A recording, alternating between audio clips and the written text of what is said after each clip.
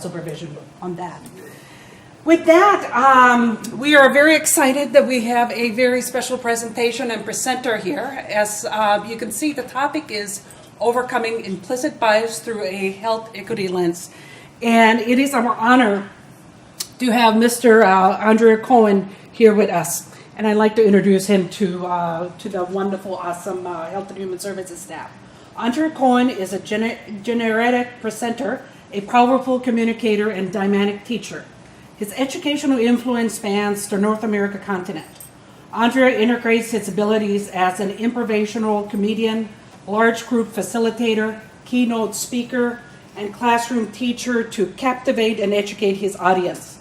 There are many words that define Mr. Andrea Koen: educator, student, improvisational comedian, speaker, activist, facilitator, coach, mentee, mentor, leader, team member, community organizer, diversity trainer, motivator, friend, and son.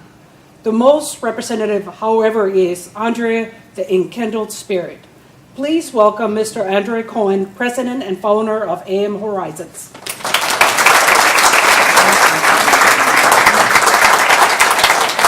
So embarrassing. So I will I'll switch over to our presentation over here, and yeah, good. We're good to go. So I don't. Anybody have smartphones? Anybody have a smartphone? I would like for you to keep your smartphone on.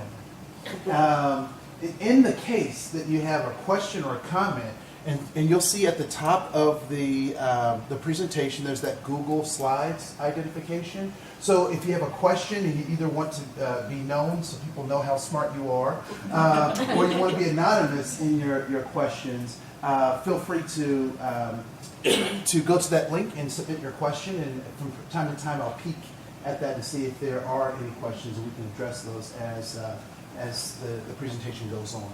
And in the case that we don't have a time to answer all of the questions, I will answer the questions and then send them back with answers, or if there are questions I don't have answers to, I'll find out and then we'll answer those pieces. I also want to make sure while we're at this point, if everyone has something to write with.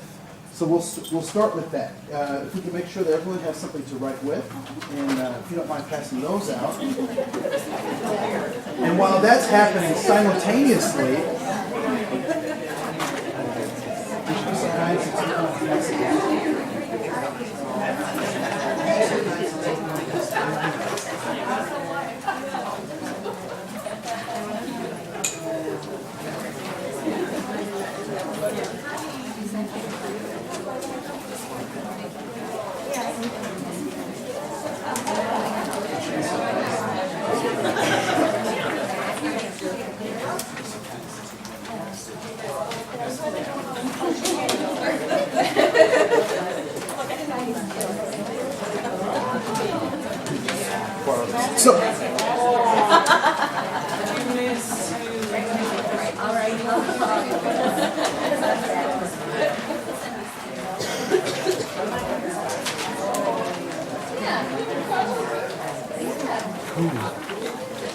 all right. So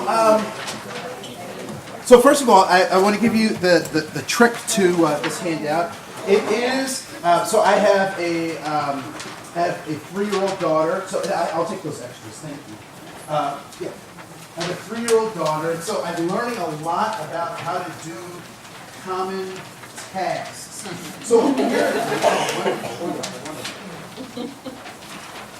So apparently, the way this works is it's very technical. So I hope you can catch on to the technicality of this. It is called the hamburger fold, and then fold it again as hot dog. So very technical, right? So what you should end up with is a booklet that looks like this. A booklet that looks like this. So,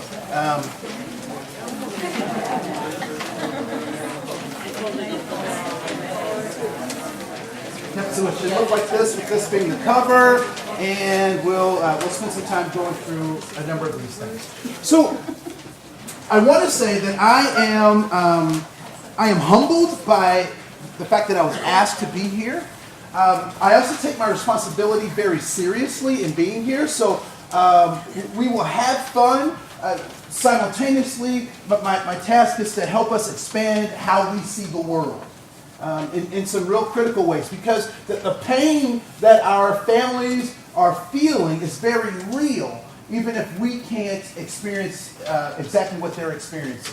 And in some ways, I don't want you to experience what they're experiencing, but to understand where they're coming from.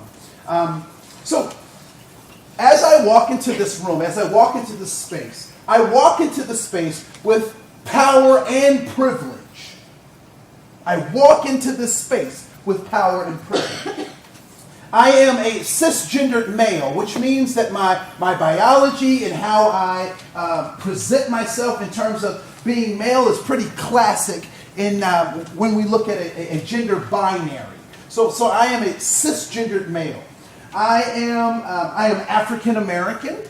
I have initials after my last name that I have gotten through matriculation of higher education. So I am a master at some things. I am no longer a bachelor, right? So I've gone to master some things. I am 6'2". I am a conservative Christian. My primary language is English. That's my dominant language is English. I said I was 6'2", right? And I'm mildly attractive. And extremely humble. Ask me. So all of those things give me power and privilege in the spaces that I walk into. Some of those privileges are things that I've earned, that I've worked for.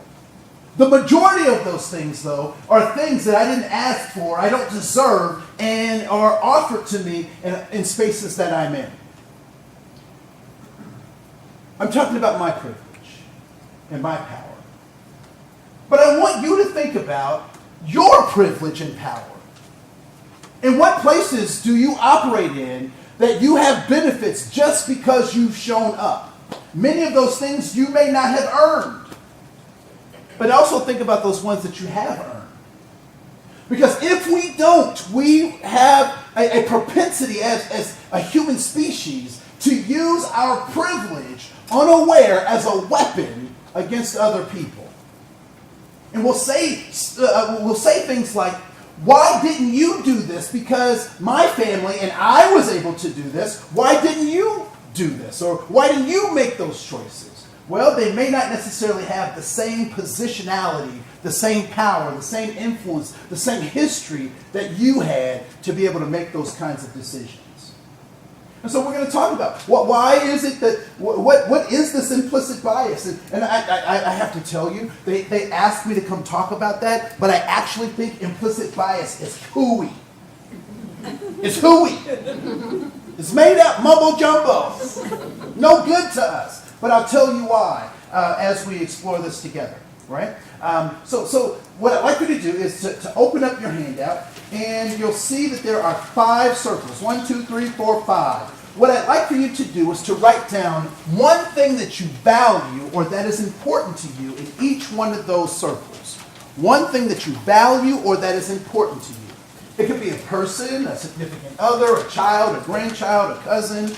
It could be a place like Bemidji or Belize. It could be a thing like a motorcycle or a cabin. It could be a concept like freedom or justice. One thing that you value in each one of those circles. All right? One thing that you value or that is important to you in each one of those circles.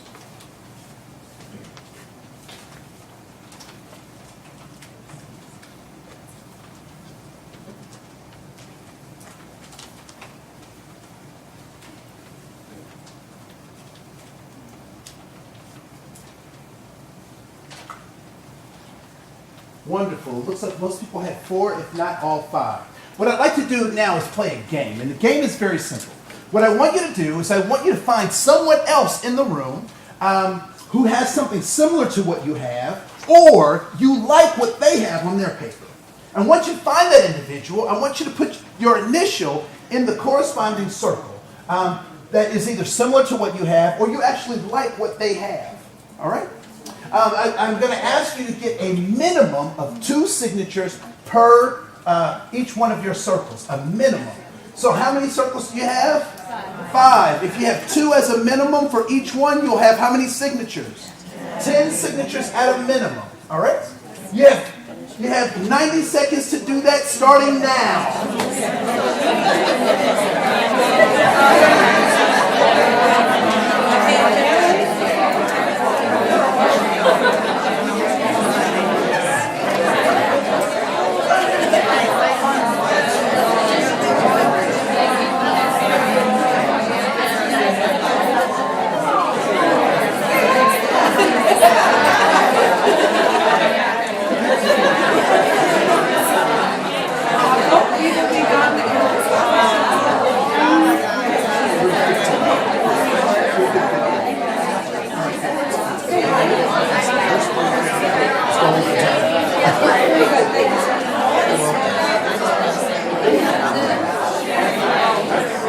60 seconds! 60 seconds!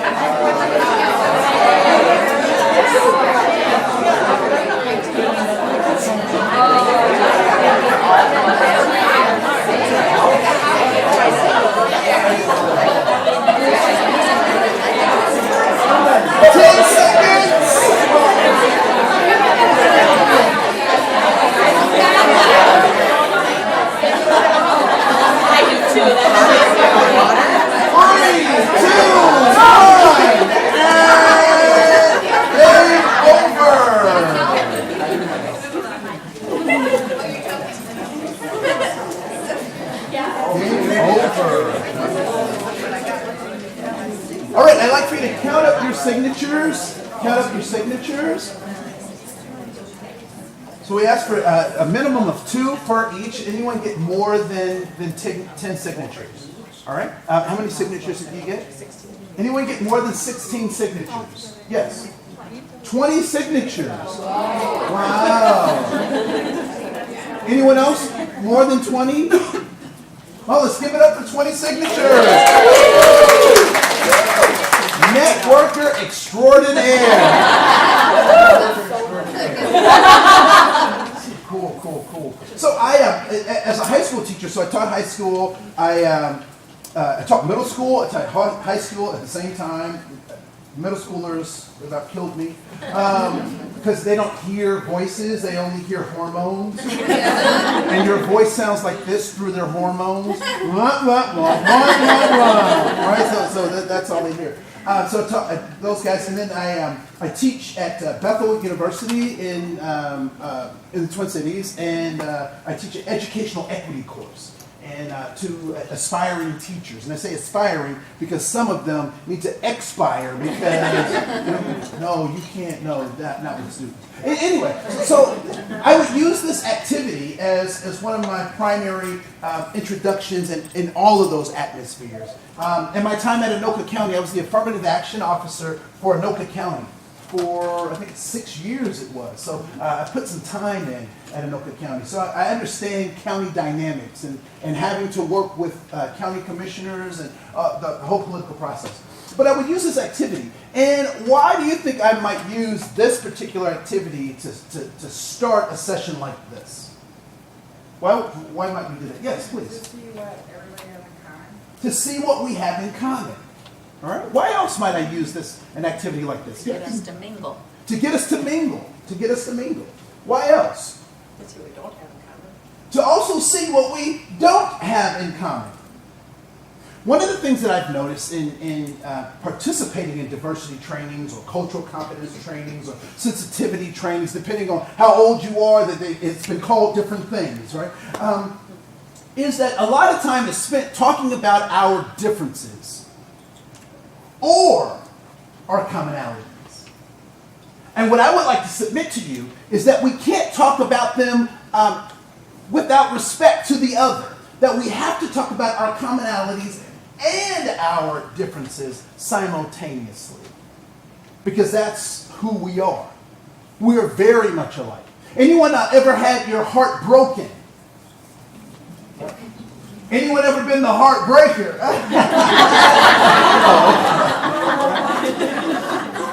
Anyone been hungry? Oh, yeah. Anyone ever longed for something that was just outside of your grasp? Yeah, you have. Why? Because we're human. That's our human, our humanness showing, right? Simultaneously, we have these obstacle illusions, these ways in which we think we are different. That society either propagates or in some ways creates. And what are some of those ways, some of those artificial barriers, those obstacle illusions, artificial barriers to our human interactions? What could be some of those artificial barriers? Peer pressure. So peer pressure. Clothing. Clothing. Not knowing what you don't know. Not knowing what you don't know. Not knowing what you don't know. Let's mute that. So the sound is working. There we go. Mute. Oh, there it is. All right. Whoa. Something else is happening. Oh, function F. Okay, there we go. So that's my timer, trying to make sure that I stay on time. All right. So we have these artificial barriers. Now, I would suggest that some of those artificial barriers are, well, let's get to those. We'll get to those next. So as you were walking around the room, were there things that you saw in other people's papers and you were like, man, why didn't I think of that? I should have thought about that. What were some of those things? Water. Health. Water. What else? Rest. Rest. These are all things that you saw in other people's papers that you were like, oh, I should have wrote that down. Were there some things on your paper that were difficult to find someone to sign on, or you actually didn't find anyone to sign on? Yeah, what were some of those things? My cottage on my lake in New York State. Yeah, your cottage, right? Your cottage. So please raise your hand if you value having a getaway, whether that's a hotel, a room in your house, a cottage on the lake. If you value that, please raise your hand. Having a getaway is an important value to you. All right, great. What was another thing that people had difficulties finding someone to sign on? Let me get your hand first. My experiences. So your experiences. Okay, so if your experience, we'll get to your dog in just a second. Who said dog? Okay, yeah, we'll get to this in just a second. So if your experiences, your personal experiences are of value to you, and learning about other people's experiences also of value to you, please raise your hand. All right, cool. Having a dog, a pet, something to care for or to include in your family is important to you. Please raise your hand. Wow, great stuff. Great stuff. Now, I have a hypothesis when I do this, and I'll cut straight to the chase because I think you guys are you're quick enough to move with me on this, right? So I wonder, I have a suspicion, I have a hypothesis that I'd like to test out with you. In those 5 things that you wrote down, is there any one thing that would denote or show up on an HR form or a health-related form that has something specific to do with your racial or your ethnic identity? Out of the things you wrote down, is there anything that specifically addresses your racial or ethnic identity? So I got 8 kinda, but then and I have overwhelmingly people shaking their heads no. Okay, cool. So we're gonna hang our hat there just for a second. And there's what, 80 of you here or so? 75? 60? We don't know. Right, we don't know. We don't know. Somewhere in there. Yeah. Now, this is funny, because if I was Betsy DeVos at that interview, I'd have been faking it. I'd be like, look, I don't know the answer to that, but I have staff and interns. Their job is to know that stuff. I just would have went with it. But anyway, my next question is there anything in those 5 things that denotes your gender expression, your gender identity, or your gender? Is there anything in particular that would show up that specifically talks about your gender identity, or gender expression? Okay, so the majority of people are shaking their heads no. All right? So my last question, and for this one, I want you to raise your hand, wave your hand in the air like you don't care. You can do the shenane if you like, or as you answer this question. What of those 5 things that you wrote down has something specifically to do with your IRS tax bracket designation? Anything? Did you? Okay. All right. Cool. So why do you think that for the majority of us, that race or ethnicity didn't show up as one of those 5 values, that our gender identity or gender expression didn't show up as one of those 5 values, and our socioeconomic status or our tax bracket didn't show up as one of those primary 5 values? Why do you think that didn't happen? Because they don't matter? We don't contemplate it because It's not an issue for us, so we don't contemplate it? I'll let you off the hook. Because you're smart. What did I ask you to do?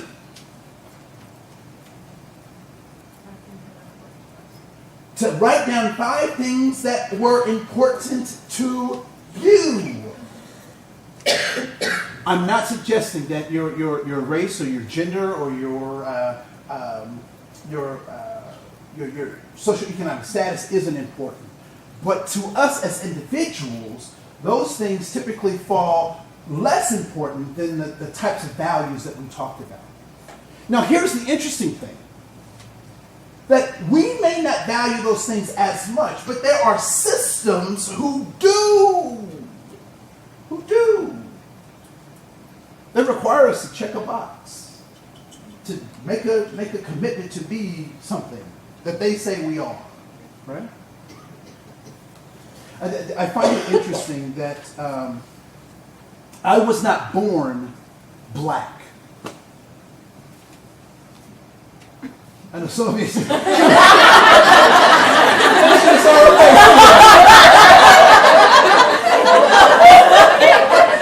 No, I'm not doing a reverse Michael Jackson. I'm good. So in 1970, I was born in Dayton, Ohio. In 1970, there were 3 racial categories to be a part of. And so the nurse goes through all of her checklists of all the other things. She looks at how much I weigh, how long I am, takes my footprint, like that will ever be useful. Because it doesn't look the same now. Match these up. So she does all that stuff and all the vitals and all that kind of stuff. And she gets to the most important part of her task, which transforms my life, changes my life.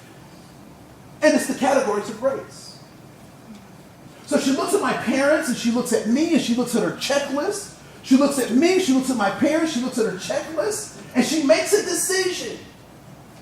Now, in 1970 in Dayton, Ohio, the three choices were black, white, and other.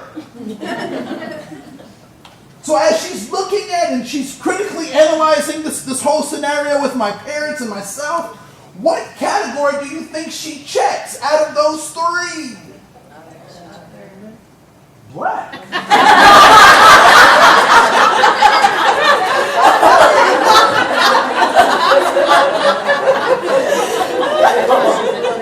But the thing that's always bugged me about that particular designation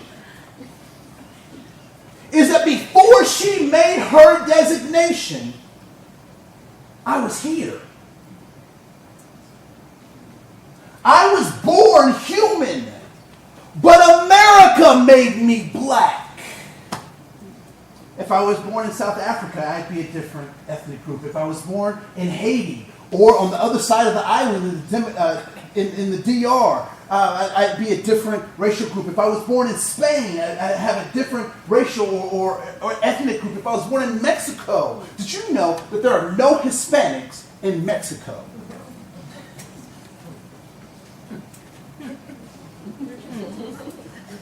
There are no Hispanics in Mexico.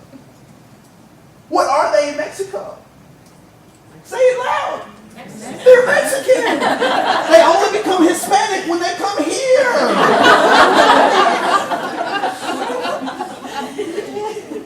So we have, when we start talking about this idea of this health equity lens, those are the kinds of ways we have to start thinking about these things. You are a so-called ethnic group because you are labeled that. But if we can recognize our common humanity, then some of these things we can start alleviating. So there are just a couple of things that are important for us to realize around this idea of implicit bias. So what is implicit bias? So when you've heard people talk about that, what are they talking about? Implicit bias.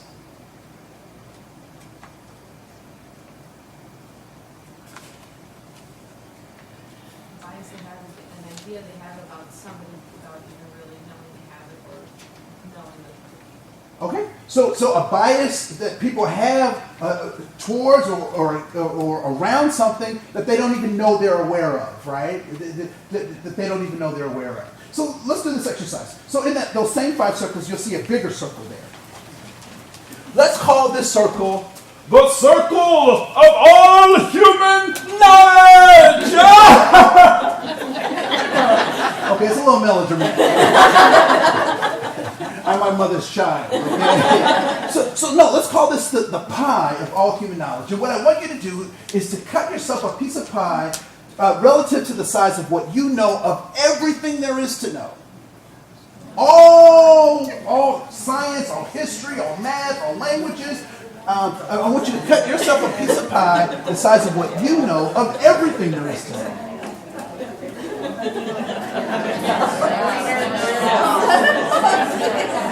So for me, it would be so minute, right? It would be such a small piece of the pie. But I want to thank you for playing along with me, right? So it's obvious that there are things that we know, and of everything there is to know, we know such a little part of that. So I want you to draw a second piece of pie, keeping in mind the third piece of pie. So the second piece of pie is the size of what you are aware of that you do not know. For example, I know that I don't know Mandarin Chinese. I know that I don't know how to fly an airplane. And I now know that I should not be doing lobotomies. I found that out the hard way. Right? Bad joke. So I want you to cut yourself a second piece of pie, which is the size of what you know you don't know. So you have what you know, now you have the size of the second piece, the size of what you know you don't know. So the size of what you know you don't know, how is that in comparison to what you know?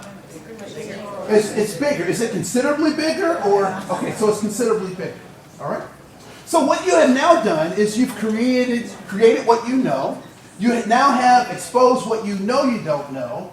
And the third piece of pie I will give you is your blind spot. What you don't know, you don't know. And that becomes the basis of implicit bias. It is a bias that you have that you may not be aware of. However, I will tell you again that I believe that implicit bias is hooey. And I'll explain why. So, back on the other page, there are three things that human beings are after in all of their behaviors. All of their, everything that they do is geared towards these particular goals. We are looking for significance, we're looking for belonging, and we're looking for safety. Those are the things that we're looking for. And so when we talk about the stuff that I know and the stuff that I know that I don't know and the stuff that I don't know or these blind spots, we can call that a paradigm. And paradigms have been formed to support our ability to attain safety, significance, and belonging. And so when we talk about this idea of a health equity lens, what should we be looking at? How is it that people in their environment, in their systems, are getting access to safety, significance, and belonging? And when they're not getting access to that, there's some questions, some follow-up things that we need to be asking. How do we help them get that? Right? So that's important. So our paradigm, how we see the world, is extremely important in how we interact with the world. And so why is it that I say that implicit bias is hooey? So in the 70s, there was a television show called The Flip Wilson Show. I don't know if any of you are old enough to remember Flip Wilson. Flip Wilson carried on the tradition of Milton Berle. Anyone familiar with Milton Berle? Milton Berle was a vaudeville actor who oftentimes would dress up as a woman in some of his comedy routines. So this idea of dressing up as a male, dressing up as a woman for comedy is an old tradition. And so Flip Wilson was the 70s version of this tradition. And he had a character named Geraldine. And in the 70s, 70s and early 80s, if you wanted to have a hit TV series, you had to have a catchphrase. Catchphrases were all the rage, right? So I'll say a couple and see if you can identify the show, right? What you talking about, Willis? Different strokes, right? Dynamite! Good times, right? Hey! Right? Nanu Nanu! Morgan, right? So all these hit shows had these catchphrases. And that show was the same. Flip Wilson's show was very much the same. And so Geraldine had a catchphrase. And Geraldine's catchphrase was this. So the situation would be, she would find herself in, much like Lucy would find herself in these zany situations or whatnot, and she'd go, Ricky, or whatever. Geraldine would find herself in these kind of goofy situations as well. And so when confronted with why she did it or how she got herself in that situation, Geraldine's catchphrase was, the devil made me do it. Right? Yep. The devil made me do it. And so when she would say that, what was that an attempt to do? To say that the devil made me do it. Not take responsibility. Not take responsibility. And so when we say implicit bias, it is basically saying the devil made me do it. Right? So I think it's hooey in the sense that we do have it, but we can't let our boogeymen in our heads or in our conscience run how we live our lives. So yeah, we may have those biases, but I can't use that as an excuse as to why I'm not able to reach out to families or help families change, right? Because all human behavior is goal-directed, and we're looking for safety, significance, and belonging, even if I have to try to get it from someplace else other than myself. Right? So also on that same page is this, I want this recognition that implicit bias also comes really out of our primal brain, right? So there is the reptilian brain, if you will, which is kind of letter A. There's the mammalian brain that deals with what I think about when I think about how those primal instincts, and then C is our prefrontal cortex, the most sophisticated part of our brain, the gray matter, if you will, which is where I have executive functions. And oftentimes what has happened with implicit bias is that the primal brain hijacks the prefrontal cortex. And so people will have unjustified or unrational or irrational fears about groups of people, and they'll say goofy stuff like, those people from Chicago are coming here just to get good housing or just to get our services. Anyone heard something like that? Right? Yeah. Which I find interesting. Because why did anyone watch Little House on the Prairie? Right? Yeah, I love that. Michael Landon, he was my dad, right? I love Michael Landon, right? And Laurel Ingalls Wilder, I just love that whole thing. Why did they move from the east to the west? For new opportunities, for a better life.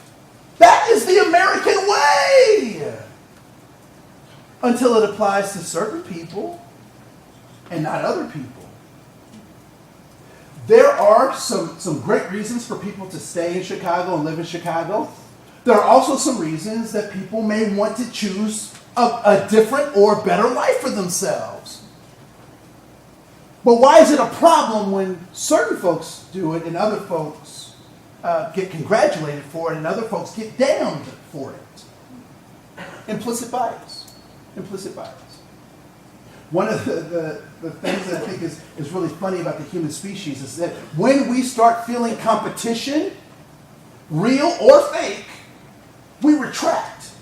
We go back to our tribal groups, to our family groups, to our other groups. And those who can manipulate our psychology understand that. I don't know if you've ever watched some of those news programs, right? So, breaking news, this is happening and the president is doing this or the secretary is doing this and this politician is philandering here and blah, blah, blah. Now for a commercial break. Are you feeling stressed? Do you have anxiety? Please take this pill. It will cause your arm to fall off. You will have, bleeding out of, whatever. Right? So they use those things to hypen us up, to manipulate our behavior. And so we have to be aware of not only our implicit bias, but also saying, you know what, I'm not going to let my boogeyman overrule me. Anyone here served in the armed services? I appreciate your service. And so maybe you can help me with this because I haven't served.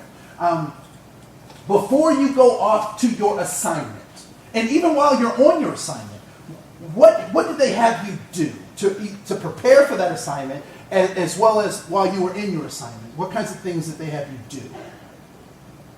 We had schooling and training all the time. Schooling and training all the time. Well, like at our yearly basis, you would do, like requalify on your rifle or, other things that you had to qualify. So not only did you get training before your assignment, right? And is it called basic training or boot camp, or I'm not sure how okay. Right, so basic training, so you get that basic training. And while in basic training, do they just give you the training? No. What else do you get? Physical exercise. So you get exercise, and they also give you resources, right? So not only do you just get the training, but you get the resources to do the job that you're being asked to do, right? And for us, one of the things we have to recognize is that implicit bias plays so much on our conscience that sometimes we don't think we can do it. Okay, let me back up. Here's an example of something. Have you ever been in a situation and someone makes either a sexist or racist or xenophobic, being afraid of other people kind of comment in front of you? Has that ever happened to you? Right? Have there been times that someone's made that comment and then you freeze? Because it's happened to me, right? So I'm like, and the first thing that I'm saying to myself is, I can't believe they just said that. Anybody had that experience, right? I can't believe they just said that. And now I'm trying to process what they said, but then I don't say anything. Right? I don't say anything. Why is that? You don't want to argue? I didn't want to argue. Depending on what situation it is, I mean, like, for us, I hear things all the time about how we're down on the job, So context is important, right? neutralize. So you try to neutralize things. I'm in shock. I mean, Part of it is in shock. disbelief. Well, it does depend on the context, because sometimes I'll buy no time and then leverage on them, and other times somebody else will bleed. Yeah. She's a nurse. She can put it back together. She works in human services. No. So this is what I want to offer you, is that many times we don't act. Whether we make a choice to let things slide so that we can be effective and get things done, or we address things, we typically don't respond because we don't know what to do. So our default, when we don't know what to do, our default is to do nothing. And so what I want to encourage you is that if I were set aflame, what am I supposed to do? Stop, drop, and roll. Right? That's what I'm supposed to do. I don't know if that would actually happen. I've never been set on fire and don't want to find out. Right? But that's what I'm supposed to do. But how do I know that? How do I know that? Training. I was taught that there were songs, there were exercises. We did all sorts. Stop, drop and roll, drop and roll. Right? All this kind of stuff that I practice. And so what I want to encourage you to do is to think about what might happen if someone says something that is against your values in front of you. How do you practice for that? How do you practice for that? I will tell you that one of the most alarming things that happened with 9/11 was our shock that people would use an aeroplane with people on it as a weapon. That was more shocking than anything else. I was watching with my middle school class. I had to decipher what was happening from my middle school class, right? And I'm watching the thing, and I'm like, oh my, what is this? Will 9/11 happen again just as it did the first time? Will an event like that happen again just like it did the first time? Will it? No, it will not. It will be something different. But it won't happen just like that. Why? Because now that is in our awareness. We're prepared for that. You got us once, but you won't get us again. Not like that. Right? And so what we have to recognize is that we have to bring those things into our consciousness. I've got like 40 million things I want to talk to you about in just a little bit of time. So let's open up your handout. What I want you to do is, at letter B, at the top of your handout, is this idea of the illusion of knowledge. And the illusion of knowledge simply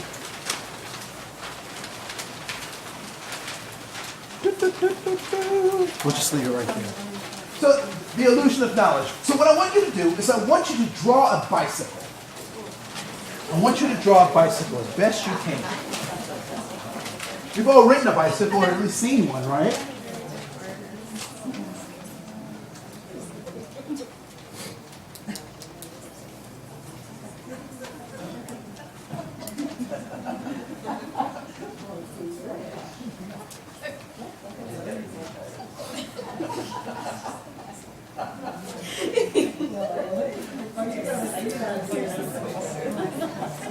All right, please share your bicycle with your neighbors. Compare your bicycles.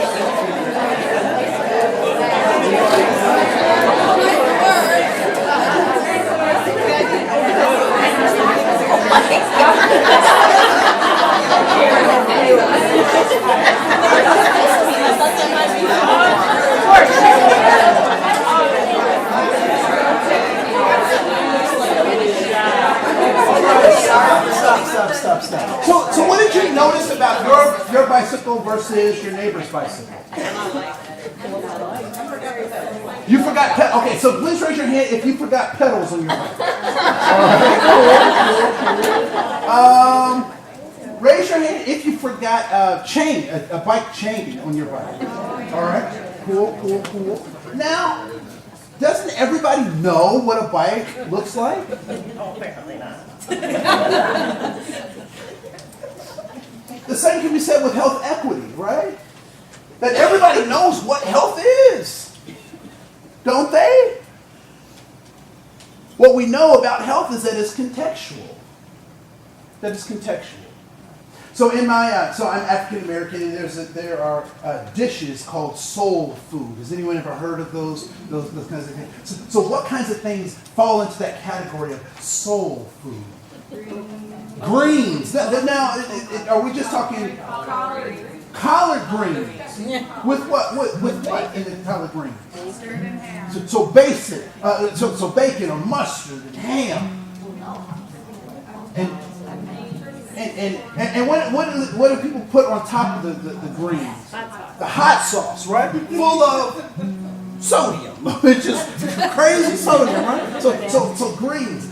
There's also some other delicacies in the soul food family, like oxtails and hog maws and chitlins, right? And those things are cultural. Anybody heard those things referred to as cultural? Right? Ironically, it's not cultural. It's not cultural. Did you know that American Indian or Native American or Indian fry bread is not cultural? It's not cultural. Diabetes is not cultural. Hypertension is not cultural. Why do Native Americans make fry bread? Where does that come from? From the commodity boxes that the government would give them, the rations that the government would give them. I think we call it now SNAP. Those boxes that the government is trying to create to give to folks, they made commodity. They use that commodity flour to make this inexpensive bread. I think that it's interesting that obesity is not cultural. How did Native Americans live prior to the European settlers? They lived off the land. What else did they? How else did they live? Some were farmers, hunters, collecting what they walked around. They had places to walk. No, seriously, they walked around. But what did colonization say? We can't have people just walking around. We got to own stuff like land. And so you can only walk around your part of the land. Where for Native Americans, all of the land belonged to everybody. Because when you die, you can't take it with you. So they were like, this idea of ownership is ludicrous, right? So when we start talking about this equity lens, we have to recognize that all of these contextual pieces play into why people do what they do. And I would even say I'll give you an investment tip, right? So at some point we'll probably have another downturn in the market and things will get tight. I will tell you the things to invest in that are bulletproof market reduction. You ready? Little Debbie's.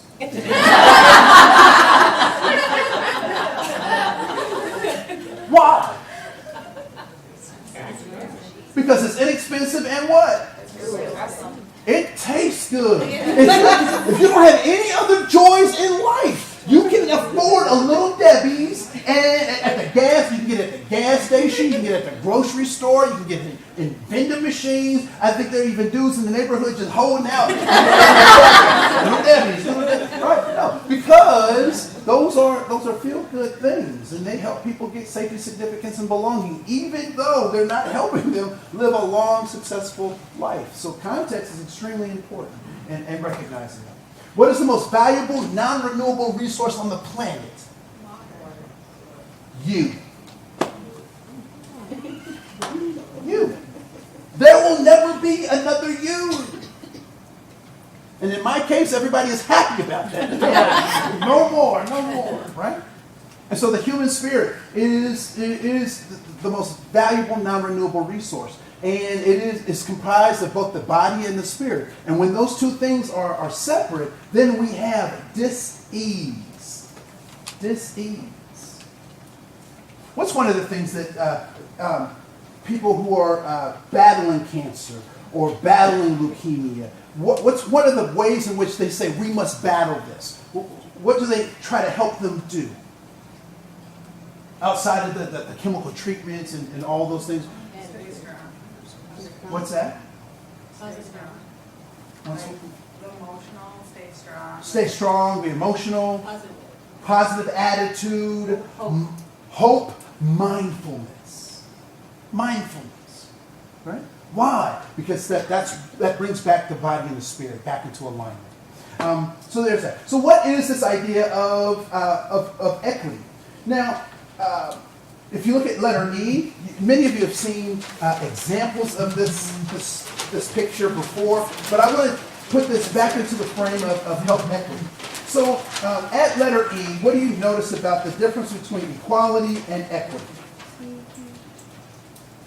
Equalities, they all got the same tool. Equality, they all have the same tool.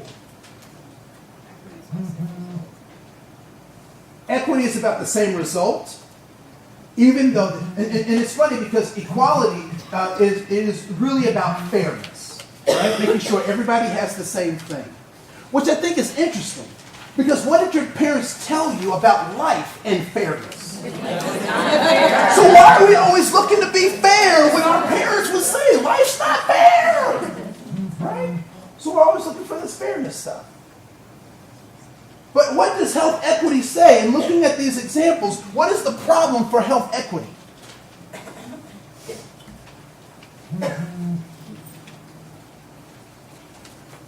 Let's see if you catch it. The first guy gave the black. Okay, so the first guy gave his block to the third guy. That could be the problem. Or a challenge, or And he helped them. he helped them, right? Yeah. The problem is that there's a fence. The problem is the fence. The problem is the fence. God, I didn't see the fence. I said, oh God, I didn't even see the fence. Right? The problem is the fence. And so as we talk about why people do what they do or why they don't do what they do, we need to look at what are these systems in place that prevent people from having access. Now, I am not an anarchist. I'm not saying that we don't need to have rules and policies and procedures, but we do need to look at the policies, procedures, and rules and guidelines that we have that actually promote people getting access to their safety, significance, and belonging, and which ones stop them from having access to safety, significance, and belonging. And so, when we talk about this idea of, I think it's deplorable that the government thinks that we should box up food for poor people in these government boxes and not give them the ability to have choice around those things when we've all needed opportunities to make choices, good ones and bad ones, right? And so that's part of our human right and our human dignity is to be able to make those choices. So I think those are some interesting things. The other thing that we have to recognize is that letter F, that culture is created. There's two ways to really think about culture that I'd like to kind of leave you with. One is that anyone use the iceberg theory of culture? Have you seen that? Where there's a little bit above the water and then there's the large mass at the bottom. And I believe that that's a good model and it's served us well for a time, but it's time for something different. And so I like the carrot of culture. And there are two parts to the carrot. There's the part that you can see that we'll call the stem, and there's the part that you can't see that we'll call the root, right? And so what is their relationship? What are those two pieces, what is their relationship to one another? So they are connected, but how do they serve each other? So one feeds the other, right? So the greens, the stalk, takes the energy from the sun, changes it into photosynthesis, and it gets stored in the root. And what does the root do for the stem? It takes the water and the nutrients from the ground and feeds it to the stem. So they need each other. They have a symbiotic relationship. So what I'd like for you to think about is when you see artifacts of a culture, that those artifacts are rooted in values, which are the things that we cannot see. And so when we, from a health equity point of view, when we start looking at the differences between us, or those optical illusions, we should be asking, what is the value of that behavior? Anyone seen kids hanging with their pants hanging low? Right? You ever seen that? I think it's called sagging. Right? They sag their pants. And that's a good question. Why? Right? And I think we can answer that question. Because when that got started, there was another fad that was starting as well. It started by a group called crisscross. And crisscross will make you... Jump. Okay, thank you. So they will make you jump. Now, what was their gimmick? What was their thing that they were trying to get everybody to do? Wear their clothes backwards. Right? I did. And I did. Are you still doing that? I was going to say, they stopped doing it themselves. Why did that not stick, but sagging your pants did? Because wearing your clothes backwards did not provide enough safety, significance, and belonging to people. But sagging did. Now, whether you agree with sagging or you like sagging, I don't think it's going to stop based on what you think. But as long as people feel that they can get safety, significance, and belonging, either through being excommunicated from society or being included into a sub-society or a subculture, they'll continue to do it. So now the question is, when I was a high school teacher, I used to be the pull-up-your-pants police until I figured out that that's not my job. Well, my job is to get my students to think about why they do what they do. And so when we're working with families, it's not about telling our families what's right and what's good and what's proper to do, but actually have them think about why they do what they do. Mr. Adrian Peterson got in trouble for disciplining his child in a particular kind of way. And when asked why he did that, his reply was, because that's what was done to me. And if we're not careful with our implicit bias, with our the lack of understanding our connectedness, we'll take our paradigm and we'll keep replicating and passing that paradigm along, not recognizing that context changes. And context requires different kinds of behaviors. And so, for example, he said that he spanked his child because he was spanked. And his parents spanked his grandparents spanked his parents. And so now I come from a similar cultural group, supposedly, and I go to discipline my daughter. So when my wife says, wait till your dad gets home, she's talking about me. I'm the one, right? And so she's texting me what the little girl has done, and so I prepare my discipline mantras, and so I come in and I'm ready. So I have the lightning bolts of Zeus in one hand and Thor's hammer in the other hand, and I'm going to bring the noise. So I come home and I see the little girl and I say, sister, you're going to get it. And she says, I met your sister. And she just disarms me. And this is how I discipline her, because I understand the context. Young lady, you sit in timeout for 2 minutes. This hurts me more than it hurts you. Why do I discipline her in that way as opposed to even how I was disciplined? Because the context is different. And so I have to think about what is strategically best for her in terms of how we're going to raise our daughter in this particular context.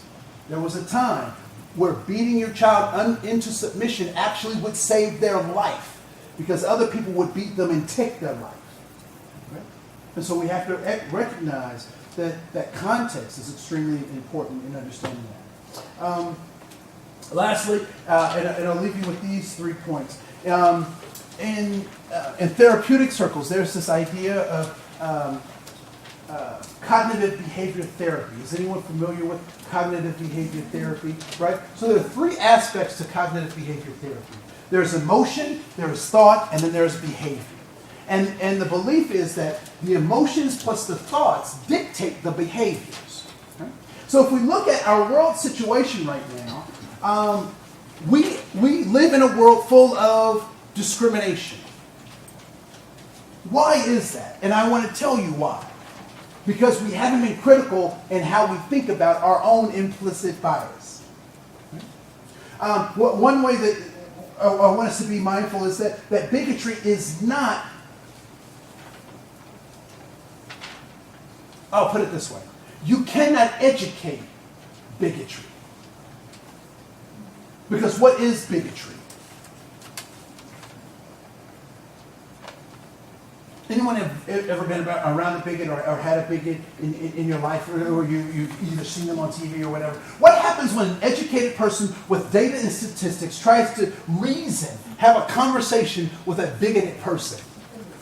Doesn't go anywhere. Why? Because ultimately they dig in, no matter how much information is heaped on them, and they say, I don't care what you say, this is how I feel. So bigotry isn't a thought process. It's not ignorance. There's a difference between those two. Bigotry is an emotional state. And how do you change an emotion?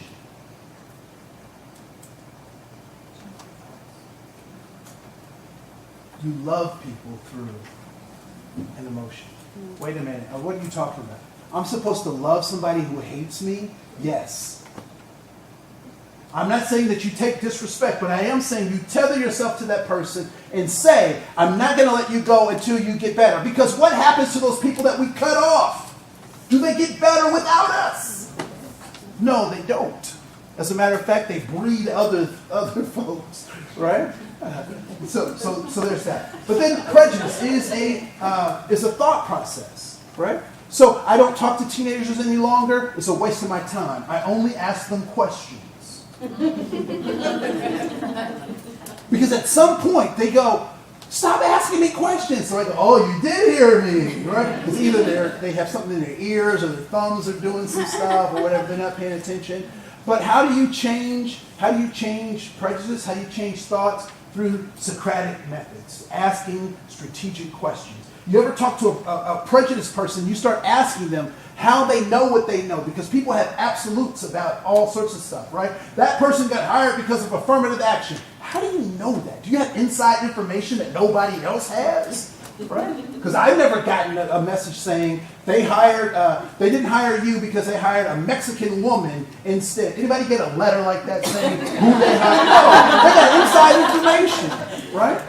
And what we know is that our emotions plus our thoughts dictate our behaviors. So why do we have discrimination? Now, the government said it will take care of discrimination through the 1964 Civil Rights Act. You do something like touch somebody inappropriately, either through Title IX or even FERPA or sexual harassment, that becomes a really big problem. If you touch somebody inappropriately, right? The law says we will take care of that. But is there a law that says how I can feel about another group of people? No, that's not mandated. Is there a mandate on how I'm supposed to think about another group of people? Can they mandate my thoughts? They can't. So whose responsibility is it to change hearts and change minds if it's not the government's? It's ours. And so I'll leave you with this. Raise your hand if you are a good person. Raise your hand if you believe that by your own definition you are a good person. All right? So given this concept of implicit bias, talking about this idea of a health equity lens, looking at bigotry, prejudice, and discrimination, that emotions plus thoughts dictate behaviors, and you say you're a good person, who smells good because they're around you? Who smells good because they're around you? Because if you are good, your goodness should rub off on other people. And so I encourage you to be thoughtful, to be critical, to remember that people are looking for safety, significance, and belonging, even in ways that you may not necessarily agree with, but you help them to figure out new and better ways to use their time, their talent, their resources, their humanity, because our species depends on you. My name is Andre Koen. Thank you so much for your time.